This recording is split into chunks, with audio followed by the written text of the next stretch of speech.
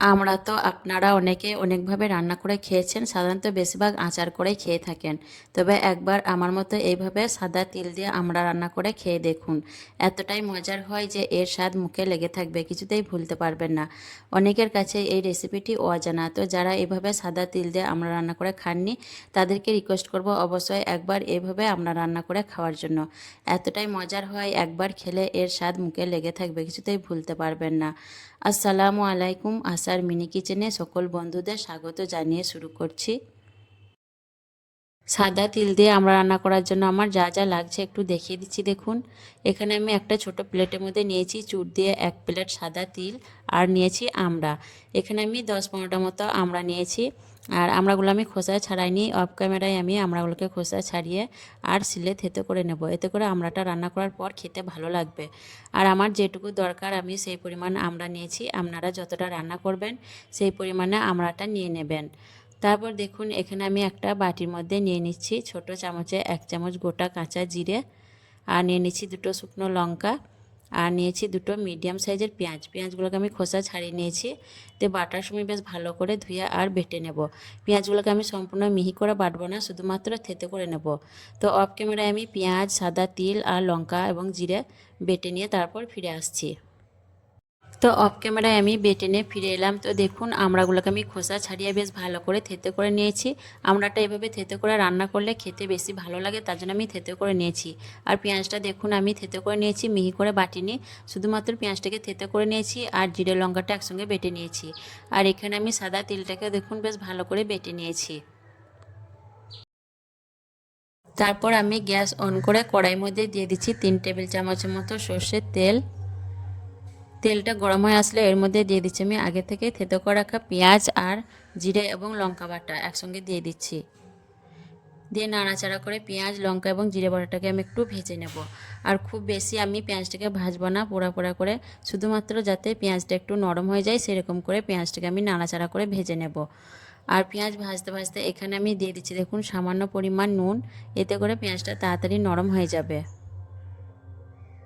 দিয়ে আবারও আমি নাড়াচাড়া করে পেঁয়াজটাকে একটু ভেজে নেব, মিনিট 2-এর মতো ভেজে নেব, তাহলে পেঁয়াজটা নরম হয়ে যাবে।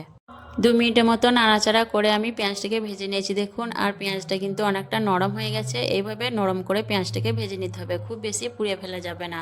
তো পেঁয়াজটাকে ভালো করে নরম করে ভেজে নিয়ে তারপর আমি এর মধ্যে দিয়ে দিচ্ছি ঝোলের জন্য 1 গ্লাস পানি, যাতে আমড়াগুলো ভালোভাবে সেদ্ধ হয়। তো নাড়াচাড়া করে ঝোলটাকে ফুটিয়ে নেব হাই ফ্লেমে। আর আপনারা ঝোলটা যতটা খেতে চান সেই পরিমাণ ঝোলের পানিটা দিয়ে দেবেন বাড়িয়ে কমিয়ে। আমি ঝোলটা হালকা গা মাখো রাখবো। তো দেখুন ঝোলটা কিন্তু ফুটে উঠেছে, এখন আমি একটু নাড়াচাড়া করে নিচ্ছি। প্রথমে ঝোলটাকে এইভাবে ভালো করে ফুটিয়ে নিতে হবে। ঝোলটাকে নাড়াচাড়া করে নিয়ে তারপর আমি এর মধ্যে দিয়ে দিচ্ছি আগে থেকে থেতো করে রাখা আমড়াগুলোকে। সবগুলো আমড়াই আমি দিয়ে দিলাম দেখুন।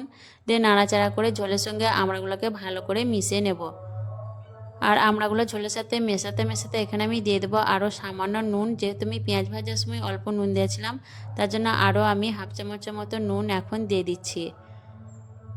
দিয়ে নাড়াচাড়া করে নুনটাকেও ঝোলের সঙ্গে ভালো করে মিশিয়ে নেব। তারপর আমি ঢাকা দিয়ে 5 মিনিট হাই ফ্লেমে রান্না করে নেব। 5 মিনিট হাই ফ্লেমে রান্না করার পর ফিরে এলাম, দিয়ে ঢাকনা খুলে নিলাম। দিয়ে আবারও আমি একটু নাড়াচাড়া করে নেব। আর 5 মিনিট হাই ফ্লেমে রান্না করার পর দেখুন আমড়াটা অনেকটাই সেদ্ধ হয়ে গেছে। আমড়াটা এইভাবে থেতো করে রান্না করলে খুব বেশি কিন্তু সেদ্ধ হতে সময় লাগে না। আমড়ার মধ্যে যে পেঁয়াজ বাটাটা দিয়েছিলাম এবং আমড়ার যে মাড়িটা থেতো করে দেখুন অনেকটাই সেদ্ধ হয়ে গেছে। এখন একটু নাড়াচাড়া করে নিয়ে তারপর আমি এর মধ্যে দিয়ে দেবো হাফ বাটি মতো চিনি, মিষ্টির জন্য। টক রান্নায় চিনিটা অবশ্যই দেবেন, তাহলে খেতে ভালো লাগবে। তো আমি হাফ বাটি চিনি দিয়েছি, আপনারা যে পরিমাণ মিষ্টি খাবেন সেই পরিমাণ দেবেন। আমি কিন্তু মিষ্টি লাগলে পরে আবারও দেব। আর এই রান্নাটা একটু টক ঝাল মিষ্টি হলেই খেতে বেশি ভালো লাগে। আর দিয়ে দিলাম বেটে রাখা সাদা তিল। আর বাটিটা ধুয়ে দিয়ে দিচ্ছি সামান্য পানি। দিয়ে নাড়াচাড়া করে বেশ ভালো করে মিশিয়ে নেব। আর এইভাবে যদি পেঁয়াজটাকে বেটে আমড়াটাকে থেতো করে রান্না করেন তাহলে কিন্তু খেতে বেশি ভালো লাগে এই রেসিপিটা। আপনারা চাইলে কিন্তু আমড়াগুলোকে গোটা রেখেও রান্না করতে পারেন, কিন্তু থেতো করে রান্না করলে ঝোলটা বেশ গাঢ় হয়, খেতে কিন্তু বেশি ভালো লাগে। যেহেতু থেতো করে আমড়ার মধ্যে টক ঝাল মিষ্টিটা বেশ ভালোভাবে মিশে যায়, তার জন্য খেতে বেশি স্বাদ হয় এইভাবে রান্না করলে। তো যারা এইভাবে আমড়া রান্না করে খাননি তাদেরকে রিকোয়েস্ট করব অবশ্যই একবার এইভাবে আমড়াটা রান্না করে খাওয়ার জন্য। ভালো করে নাড়াচাড়া করে মিশিয়ে নিয়ে আমি এখন ঢাকা দিয়ে একদম লো ফ্লেমে 8 থেকে 10 মিনিটের মতো রান্না করে নেব।